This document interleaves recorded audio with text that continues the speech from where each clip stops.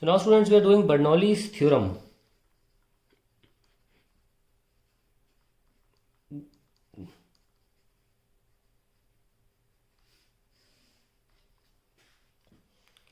Bernoulli's theorem is based on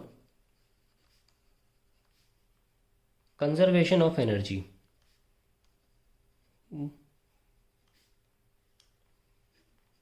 तो ये बना ही इस बेसिस पर है, मतलब it is proved on the basis of conservation of energy, that is energy is only transformed from one form to another. इसके लिए एक अच्छा सा डायग्राम बना लेते हैं. पहले डायग्राम बहुत इंपॉर्टेंट होता है बर्नौली थ्योरम की प्रूविंग में. बहुत ध्यान से डायग्राम देखिएगा.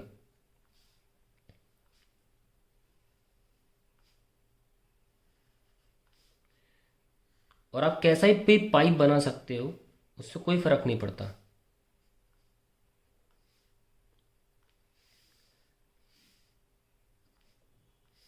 सपोज मैं एक सेक्शन यहां बना रहा हूं और एक सेक्शन यहां बना रहा हूं. बहुत ध्यान से देखना. पहले आप पेन रोक दो, अपना डायग्राम देखो आप कैसे बन रहा है. नीचे ले जाता हूं मैं इसको, क्योंकि मैं आइडेंटिकल बनाऊंगा नीचे भी सेम बिल्कुल.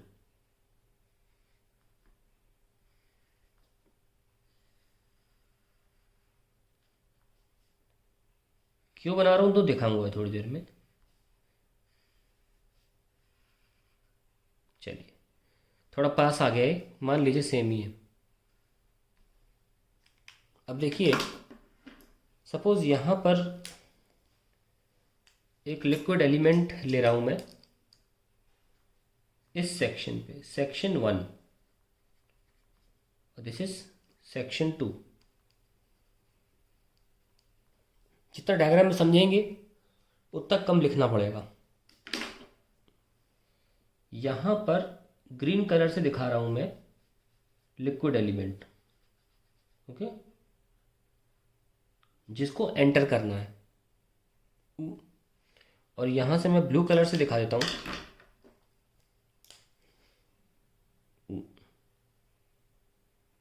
एक एलिमेंट जिसे एग्जिट करना है, इमर्ज आउट करना है. आप क्लियरली देख सकते हैं कि इस एलिमेंट की जो लेंथ है वो डेल्टा x1 है, और इस एलिमेंट की जो लेंथ है डेल्टा x2 है. इस एलिमेंट का जो एरिया ऑफ प्रोसेक्शन है वो a1 है, और इस एलिमेंट का जो एरिया ऑफ प्रोसेक्शन है वो a2 है. ठीक है. तो अब क्या होता है, यहां से जो पानी आ रहा है वो इस एलिमेंट को अंदर भेजेगा. तो यहां का पानी प्रेशर लगा के यहां भेजेगा, तो वर्क डन बाय प्रेशर माना जाएगा ये. ठीक है. तो यहां से जो फर्दर पानी आ रहा है धक्का देगा इस एलिमेंट को, अंदर घुसेड़ेगा. अंदर घुसेड़ देते हैं, तो इस सेक्शन के अंदर चला गया.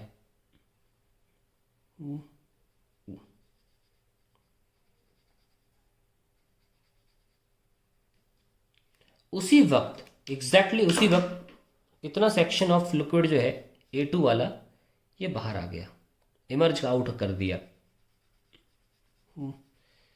पर इस बात का ध्यान रखें कि जहां बाहर के लिक्विड ने प्रेशर लगाया था इसको अंदर भेजने के लिए, यहां पर इस लिक्विड ने बाहर के लिक्विड पर प्रेशर लगाया बाहर आने के लिए. यानी कि यहां पर हम बोल सकते हैं कि अगर ये पाइप में पानी जो है वो सिस्टम है, तो यहां पर वर्क डन ऑन सिस्टम हो रहा है और यहां पर वर्क डन बाय सिस्टम हो रहा है. बात ध्यान रखें, यहां पर सिस्टम पे काम किया जा रहा है या सिस्टम के अगेंस्ट काम किया जा रहा है, सिस्टम के ऊपर काम किया जा रहा है. अब क्योंकि दोनों पाइप साथ में बनाए हैं, इसमें हम वो चीज़ बना नहीं सकते कि कितनी हाइट है क्या है, वो हम नीचे बनाते हैं. दोनों pipe different situations different time के, ओके.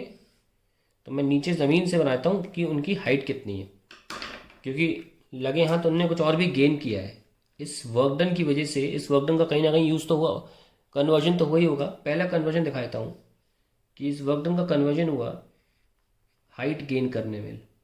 y1 यहाँ है, यहाँ पे हाइट हो गई y2. हाइट गेन करी है इस पानी के एलिमेंट ने. एक बात जरूर ध्यान रखें, कंटिन्यूटी इक्वेशन मैं पहले बता चुका हूँ आपको। कंटिन्यूटी इक्वेशन के हिसाब से, क्योंकि पानी जो लिक्विड जो भी मटेरियल हमने लिया है अंदर ट्यूब के, वो इनकम्प्रेसिबल है, तो यानी कि जितना भी एलिमेंट अंदर एंटर करेगा उतना ही वॉल्यूम ऑफ एलिमेंट बाहर आएगा। और मान लीजिए ये T equal to T time पर हो रहा था एग्जैक्टली, ये जो सिचुएशन है टी टाइम पर है, और ये सिचुएशन जो है T plus delta T time पर है। तो यानी कि पूरा का पूरा डेरिवेशन जो है वो गिवन डेल्टा टी टाइम पर किया जा रहा है। ठीक है ना, यहाँ से यहाँ पर पानी एंटर किया डेल्टा टी टाइम में, तो सेम डेल्टा टी टाइम में ये लिक्विड एलिमेंट पे फोर्स लगता है, ये अंदर आता है, force due to pressure of the water. क्या बोला मैंने? Force due to pressure of the water. Force अलग बहुत तरीक़ों से भी होता है, ग्रेविटी का फोर्स होता है, आप फोर्स लगाते वो होता है, या पानी का प्रेशर फोर्स लगा रहा है। ठीक, तो पानी के प्रेशर ने फोर्स लगाया, उससे काम हुआ, work done. That work done got converted into two gain of energy. दो तरह की एनर्जी गेन हुआ। क्या? एक तो काइनेटिक एनर्जी में तब्दीली आई डेल्टा के ई, क्योंकि यहाँ वेलोसिटी कुछ रही होगी, यहाँ वेलोसिटी कुछ रही होगी, पहली बात। दूसरी बात, ग्रेविटेशनल पोटेंशियल एनर्जी में भी गेन हुआ। यहाँ पे कम पोटेंशियल एनर्जी थी, यहाँ ज़्यादा पोटेंशियल एनर्जी। ओके, यहाँ पे एरिया कम है तो यहाँ वेलोसिटी ज़्यादा रही होगी, यहाँ एरिया ज़्यादा है, यहाँ वेलोसिटी कम रही होगी। तो यहाँ पर काइनेटिक एनर्जी में चेंज हुआ है, यहाँ पर पोटेंशियल एनर्जी में चेंज हुआ है। तो जो भी काम किया गया वो वर्क डन जो है वो पोटेंशियल एनर्जी और काइनेटिक एनर्जी के चेंजेस में कन्वर्ट हुआ है। बस सिंपली आपको ये रख देना और आपका आंसर आ जाएगा। यानी कि work done by pressure of liquid is equals to delta K E plus delta P E. और ये पूरा वर्क डन जो है वो पूरा का पूरा जो मैं इक्वेशन लिख रहा हूँ वो इन टाइम डेल्टा टी है, ये ना भूलें, वो इन टाइम डेल्टा टी है। Now what is the work done by pressure on the liquid? यहां से भी वर्क डन हुआ, यहां से भी वर्क डन हुआ, दोनों का निकालना पड़ेगा। तो work done by pressure of liquid at section 1, तो W1 लिख देते हैं, that will be force into displacement. Delta x1 displacement हुआ ना, यहाँ पे देखो डेल्टा x1 का डिस्प्लेसमेंट हुआ है, यस और नो? यहाँ लिख सकते हैं pressure P1, area A1 and delta x1, ये हो गया। अब लिख सकते हैं work done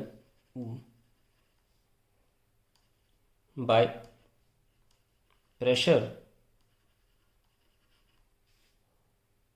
of liquid inside tube, liquid inside tube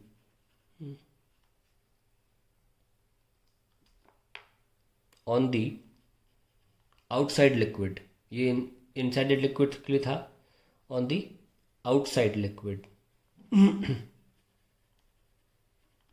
तो एक तो work done by pressure of liquid at section 1, बाहर वाला लिक्विड की वजह से अंदर की तरफ, और ये अंदर वाला वर्क डन कर रहा है बाहर के ऊपर। इसको एक तरीके से बोला जा सकता है कि against the pressure of the outside liquid, ऐसे भी बोल सकते हैं। Work done by the pressure of liquid inside the tube on the outside liquid, ऐसे भी बोल सकते हैं। या और work done against the outside pressure, ऐसे भी बोल सकते हैं। W2 क्या हो जाएगा? फोर्स। अब क्योंकि इसके अगेंस्ट है, अगर ये वाला फोर्स देखें बाहर वाला, तो फोर्स डेल्टा x2, और डेल्टा x2 राइट साइड हो रहा है और फोर्स इधर लग रहा है, यस और नो? इसके खिलाफ, इस फोर्स के खिलाफ हो रहा है ना काम। सो आप देख सकते हैं कि यहाँ पे दोनों के बीच में एंगल 180 डिग्री है, फोर्स इधर है, डिस्प्लेसमेंट इधर है। सो आंसर आएगा, मतलब जो प्रेशर है इस फोर्स की वजह से वो भी लेफ्ट साइड ही है। So it will B P2 A2 delta x2 cos 180। So I get minus का P2 A2 डेल्टा x2। तो नेट वर्क डन क्या हो गया इनके बीच में, आइए देख लेते हैं।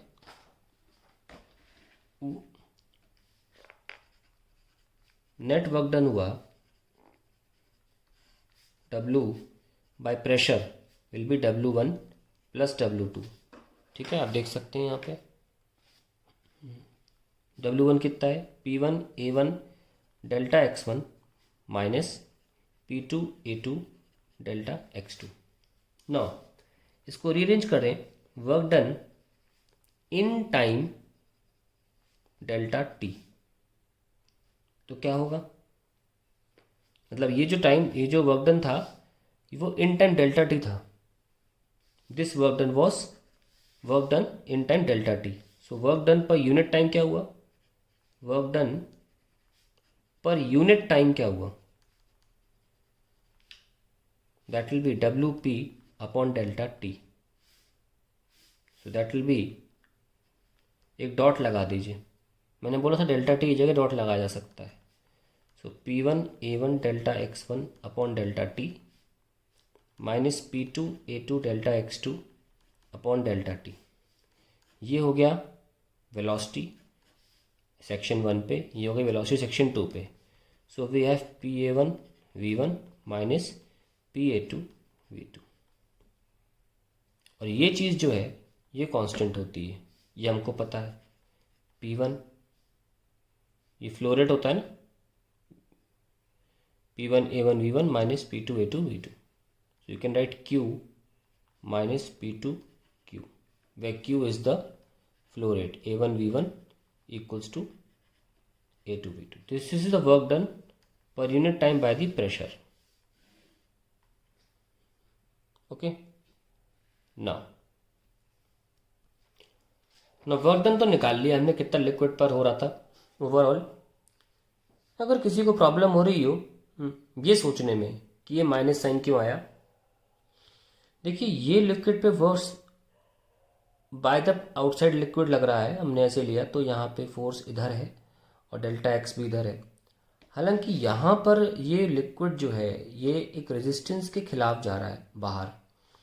कौन सी रेजिस्टेंस है, तो रेजिस्टिव फोर्स बाहर से है। हमने क्या किया, इंस्टेड ऑफ एक बार taking outside liquid doing work on this element और दूसरी बार taking the inside liquid doing work on the outside element, हमने दोनों बार क्या किया, work done by outside element ही ले लिया दोनों बार। ठीक है ना, दोनों बार हमने बाहर का ही फोर्स लिया है, इसीलिए हमें यहाँ नेगेटिव मिला। ठीक है, तो हमने वर्क डन किसके खिलाफ निकाल लिया, फोर्स के खिलाफ जो बाहर है, उसके द्वारा इस एलिमेंट पे क्या काम किया जा रहा था, रेजिस्टिव वर्क। तो एक तरह का फ्रिक्शन फोर्स जैसे निकलता है, नेगेटिव आंसर आता है, तो ये वही है, इसमें इतना घबराए नहीं। अब हमको क्या निकालना है कि ये वर्क डन जो है वो चेंज हुआ काइनेटिक एनर्जी पोटेंशियल एनर्जी में। ध्यान रखें इन टाइम डेल्टा टी, बाद में हमको इसको पर यूनिट टाइम भी लिखना पड़ेगा जैसे यहाँ लिखा था। तो what is the change, let's write down.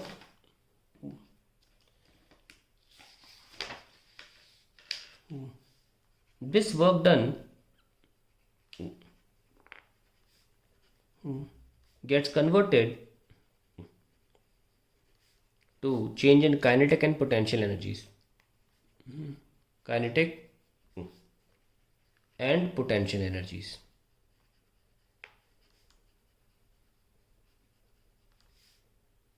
सबसे पहले काइनेटिक एनर्जी चेंज देखते हैं। हमको पता है कि यहाँ पर काइनेटिक एनर्जी ज़्यादा है क्योंकि यहाँ एरिया क्रॉस सेक्शन कम है, यहाँ क्रॉस सेक्शन एरिया ज़्यादा है। तो we can simply write change kinetic energy क्या होगा, फाइनल माइनस इनिशियल लिख लेते हैं। Final minus final kinetic energy minus initial kinetic energy, तो कितना होगा, हाफ मास इंटू वेलोसिटी वहाँ पे square minus half M V1 square. और मास तो सेम ही होता है इनफ्लक्स और एडफ्लक्स, बताया था पहले मैंने आपको। एनीवे इसको लिख लीजिए डेंसिटी इंटू वॉल्यूम के फॉर्म में, डेंसिटी इंटू वॉल्यूम जो एंटर करेगा, वॉल्यूम क्या था आपका, volume into V2 square minus half rho into volume into V1 square. Now this is the kinetic energy change in time dt. We can write this is the change in kinetic energy in time delta t. So kinetic energy change per unit time क्या होगा वो निकाल लेते हैं. Delta K E dot it will be 1/2 rho V, ये हम common ले सकते हैं, और यहाँ पे v2 square minus v1 square divided by delta T. हमको पता है volume upon delta T Q होता है, तो let's write it Q v2 square minus v1 square. ये हमारा काइनेटिक एनर्जी का चेंज हो गया. अब आता है ग्रेविटेशनल पोटेंशियल एनर्जी का चेंज. देख सकते हैं हम डायग्राम में कि पानी उठा है, यहाँ हाइट कुछ थी, यहाँ हाइट कुछ है. लिख लेते हैं इसको भी. Change in potential energy,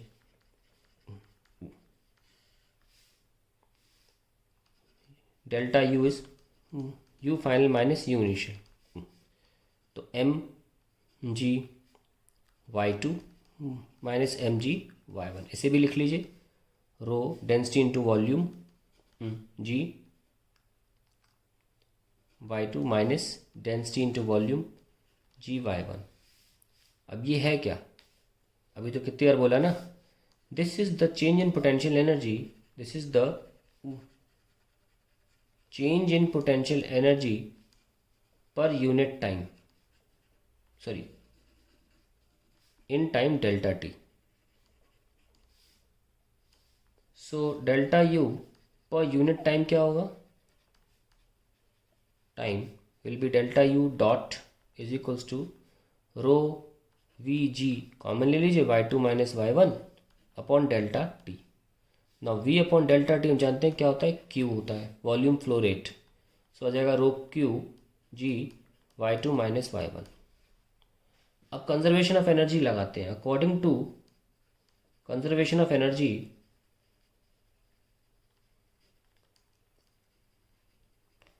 work done on the liquid will be delta K E plus delta P.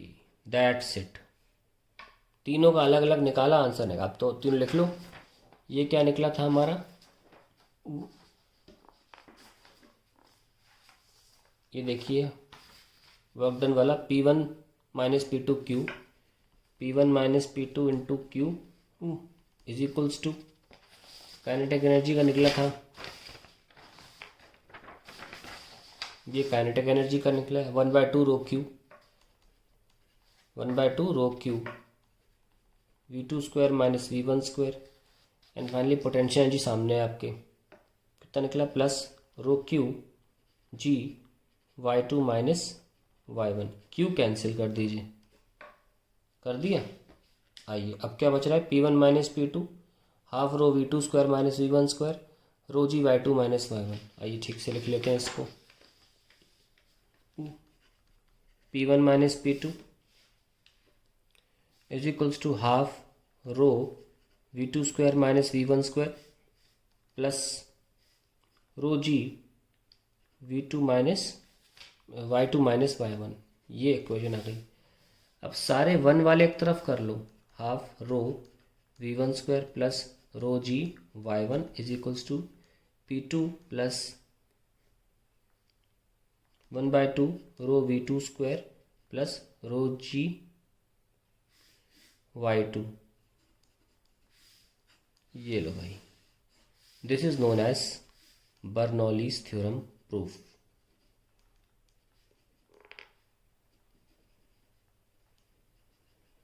Okay, now इसको हम हेड्स के फॉर्म में भी लिख सकते हैं. In the form of heads मतलब इन मीटर्स यानी कि लेंथ्स, और लेंथ के फॉर्म में लिख सकते हैं by simply dividing each element by rho g. P1 by rho ji plus rho v1 square half by rho ji plus rho g1 y1 by rho g is equals to a constant. ये चलो लिख लो इसको भी, P2 by rho ji plus half rho v2 square by rho ji plus rho g V2 by rho g. ये cancel, ये cancel, ये cancel हो गया, ये कैंसिल हो गया। क्या बचा? P1 by rho ji plus V1 square by 2G plus Y1 is equals to P2 by rho ji plus V2 square by 2G plus Y2। This is the Bernoulli's equation in lengths. कैसे पता? ये देखो, ये length है heads के form में। इसको बोलते हैं हम काइनेटिक हेड, इसको बोलते हैं इसको बोलते हैं प्रेशर हेड, इसको बोलते हैं काइनेटिक हेड, इसको बोलते हैं ग्रेविटेशनल हेड। अलग से लिख लेते हैं इनको। P1 बाय रो जी इसको बोलते हैं pressure head, V1 square by 2G को बोलते हैं हम काइनेटिक हेड, और Y1 को बोलते हैं ग्रेविटेशनल हेड, टेशनल हेड। अगर आपको ये जानना है तो क्या है ये P1 pressure energy.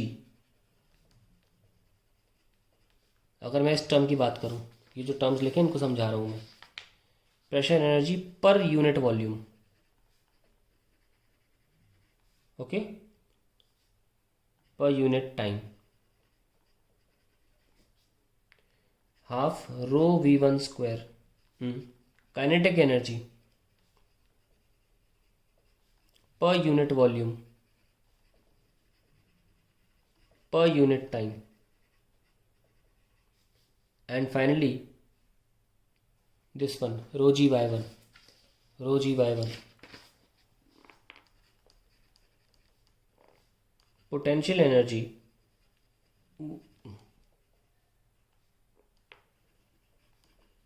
per unit volume per unit time। ये आपको ठीक से पता होना चाहिए। अब देखिए इंपॉर्टेंट बात, जिसे कहते हैं statement of Bernoulli's equation. Statement,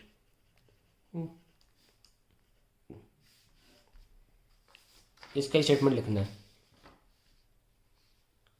in a fluid flow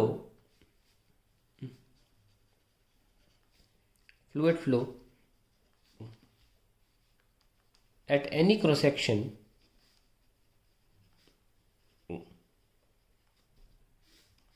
the pressure energy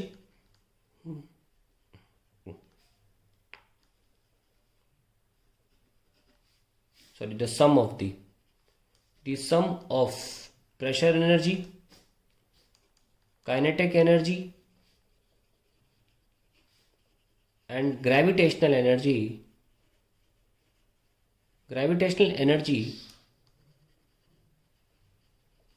per unit volume per unit time is a constant। खत्म। ये है स्टेटमेंट। क्योंकि जो आप लिखते हो P1 half rho V1 square rho g Y1 और यही सफिक्स चेंज करके यहाँ लिखते हो, तो आप ये लिख सकते हो कि ये टर्म जो है वो कांस्टेंट माना जाएगा। आगे आप P3 भी लिख सकते हो, आप कहीं और पे भी देख सकते हो, भी सही सेम आने वाला है। तो लिखा जाता है ऐसे है, P plus half rho V square plus rho G H is a constant. इसे बोलते हैं Bernoulli's theorem. That is the end of Bernoulli's theorem.